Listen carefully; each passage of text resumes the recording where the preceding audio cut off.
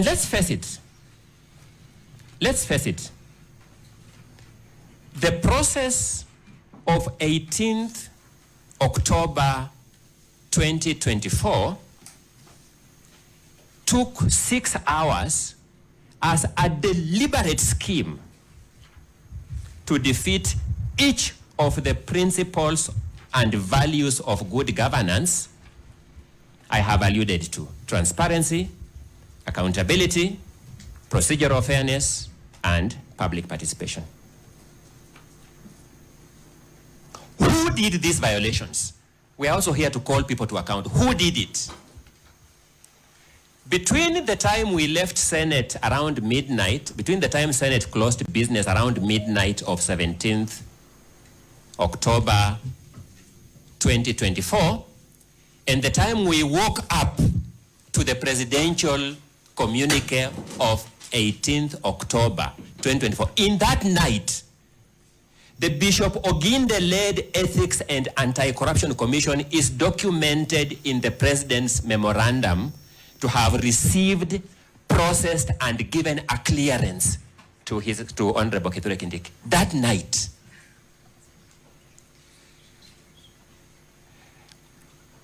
My lords, history is important, and I may not remind you why our Constitution prescribes that our presidents be sworn in during the day. We were all adults, we know where that comes from. It's one of the most autochthonous provisions of our Constitution.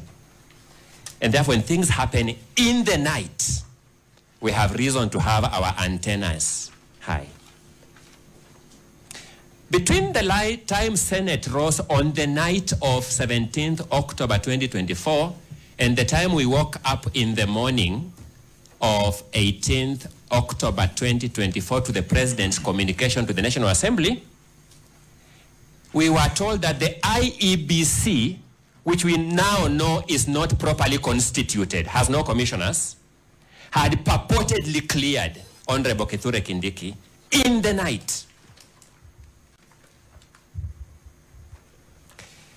I will not say much about KRA because I think KRA can work overnight and we will not complain.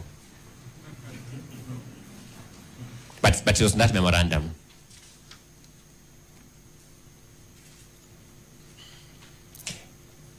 The other culprit was the President himself. The President of the Republic of Kenya undertook these clearances overnight and in the morning had a clear proofread memorandum. Exceptional efficiency, we celebrate that. To Parliament. Then the National Assembly itself. Now this is curious. The National Assembly itself had called a sitting prior to the resolution of the Senate. The sitting was called prior to the resolution of the Senate.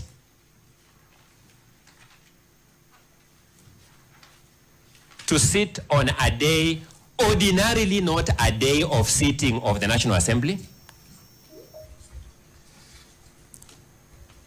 to process a resolution of Senate it had anticipated, the removal of a deputy president from office, and processing clearance or approval of another deputy president.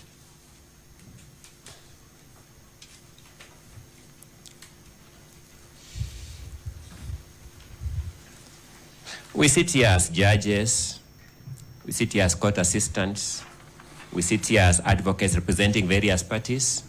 I don't know who among us, once we take away the cloaks of the official roles we play, was proud as a Kenyan observing these events as they happened. I don't know who among us was proud now putting on the cloak of citizenship to watch these events unfold at that pace.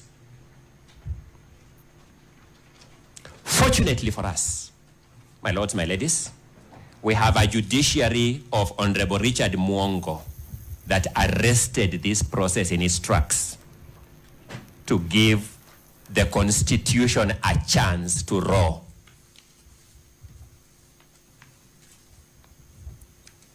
In the far corners of Kerogoya.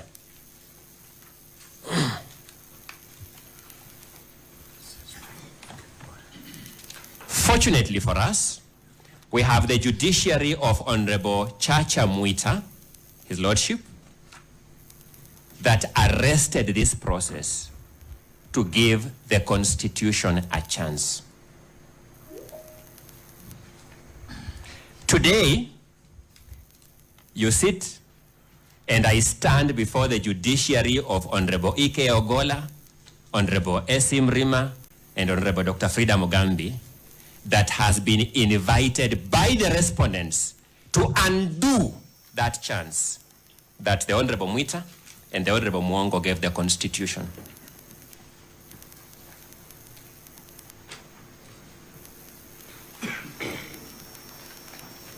We don't begrudge them for that invitation.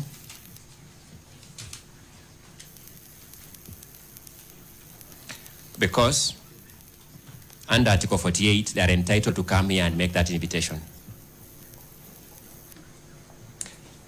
Our question is whether the judiciary of Honorable Ogola, Honorable Mrima, and Honorable Dr. Frida Mugambi will be baited by that invitation. That's our only question. Throughout these proceedings, we shall be looking at you in the eye to ask, will you fall for this bait or will you stand for the Constitution?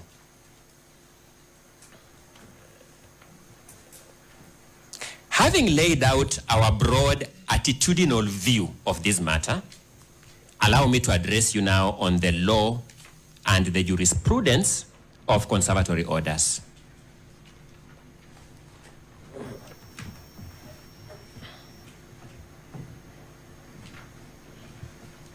In terms of textual prescription, in terms of the prescription of text of the Constitution, we will find accommodation for conservatory orders in two aspects of Article 23, Clause 3 of the Constitution.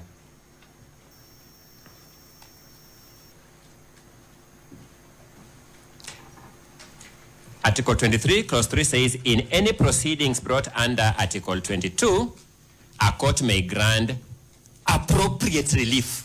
So we find accommodation of conservatory orders in the use of the phrase appropriate relief, because appropriate relief is wide enough to accommodate anything under the sun that is necessary to give effect to a right, fundamental freedom, or I dare say, any other provision of the Constitution.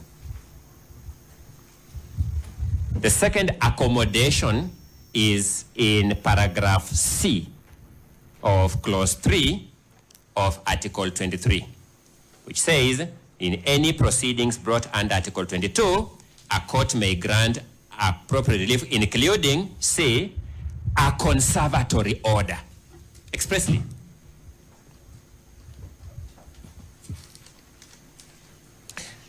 I'm a bearer of good news that in determining whether or not to grant conservatory, to confirm these conservatory orders, my lords, you need not look further than in the files before you. I'll demonstrate you shortly.